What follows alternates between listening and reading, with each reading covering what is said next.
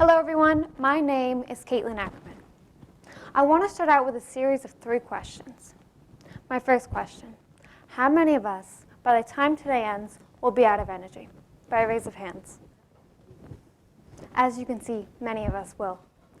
My second question, how many of us use lotions, face creams, to make our face smooth or erase those zits or pimples that we may have?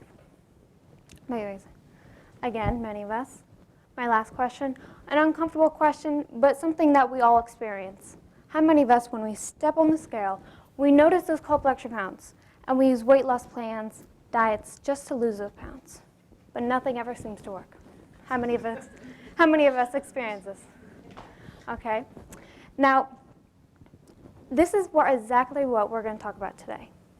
What does water have to do with these 3 problems? Energy, losing weight, or skin complexion?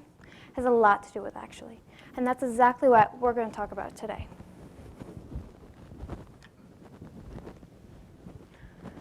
First, let's analyze what exactly we're going to learn today. When I learn something, I like to know the how of it, the what of it. So we're going to speak about what is water and how it affects our bodies.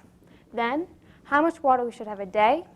And finally, the benefits of warm and cold water. So what is water? Well, this may seem like a silly question, but a lot of us don't know how dependent our body is on water. Water is an essential nutrient, and we should receive this nutrient every day if we want our body to work properly. According to the Institute of Medicine, women should have, according to healthyeating.com, deprivation of water will kill an individual faster than being deprived of any other nutrient. I included a diagram to show you all the key points where water affects our body. It moistens our tissues around our eyes, nose, and mouth. It carries the nutrients and oxygen to our cells. It lubricates our joints. And it also protects our body organs and tissues. Again, how dependent our body is on water. And finally, how do we lose water? Well, we can lose water just by breathing when we inhale and exhale. In sweat and digestion, if we drink alcohol, if we have stress, and finally, if we cry. We can also, when we consume water, we can consume it through food and through liquids. A lot of us don't know that 25% of our water intake comes from food. Foods such as watermelon, lettuce, and even ice cream. Liquids such as orange juice, and as you can see, milk. Now we know water is an essential nutrient. But how much water should we have a day? Well, that depends on many factors. Factors such as health and weight, our health issues, how physically active we are, and where we live, whether it's hot or cold. And there's also a factor of gender. According to the Institute of Medicine, women should have 91 ounces a day, and men, 125 ounces.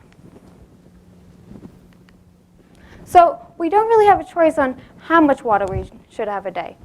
But we do have a choice on the temperature of our water. How many of us like cold water? Okay, and now how many of us like warm water? Okay, so about 50-50. You can see for cold water lovers, it's great when we're exercising, if we have fevers, and if we're trying to lose weight. Now, how many of us know warm water is great to drink in the morning? Anyone hear that? You see, that's because warm water helps our body get off to a great start.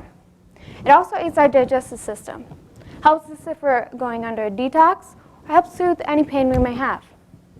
It also decreases our chances of heart attack. According to the World Health Organization, they issued an article called the Atlas of Heart Disease and Stroke. In this article, they stated that Japanese and Chinese cultures have the lowest rates of heart attack in the world. And both of these countries drink warm and hot water. Now I showed you the correlation between water and our body. I showed you a diagram where how water affects our body processes. And then I showed you where we lose water, the many ways we lose water. And so, without a large amount of water going in, there's little water to help our body organs and our body processes. So now we know how important and dependent water is in our body. Thank you.